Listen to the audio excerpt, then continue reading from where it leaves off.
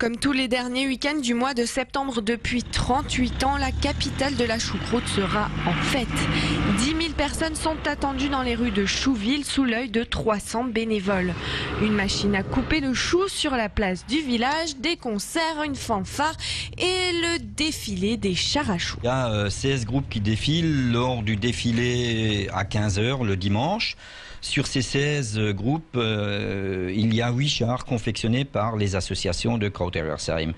Alors c'est vrai qu'il n'y a pas de ligne directrice, donc chacun compose en fait en fonction de l'actualité et de l'intelligence du moment, de manière à ce que ce soit le plus marrant et le plus rigolo possible, et toujours en rapport évidemment avec notre chou.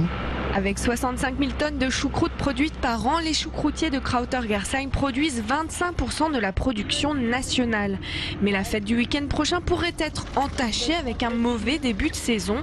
Gérard Fleger possède 9 hectares de choux.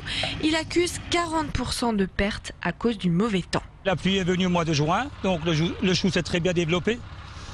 Même trop bien à la limite, parce qu'après au mois de fin août, septembre, début septembre, on a eu beaucoup d'orages, des orages avec de l'eau chaude.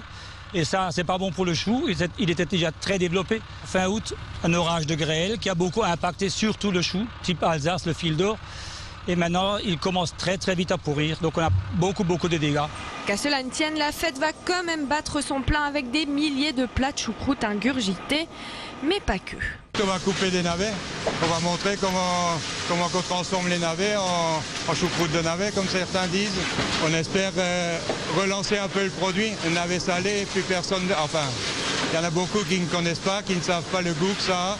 C'est scientifiquement prouvé, le chou retarde le développement de certains cancers, mais on sait aussi qu'il donne des flatulences. Alors messieurs, une question existentielle me taraude.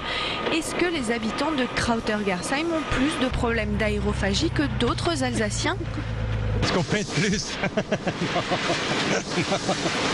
En fait, quand on mange des pois ou des oignons, beaucoup d'oignons, ça fait... Mais non, ça fait pas péter. Non, ils ne sont pas plus gros, plus grands, plus petits ou plus minces que d'autres. C'est des gens tout à fait normaux qui vivent à Krautergersheim. Il n'y a pas plus d'aérophagie que ça qu'ailleurs.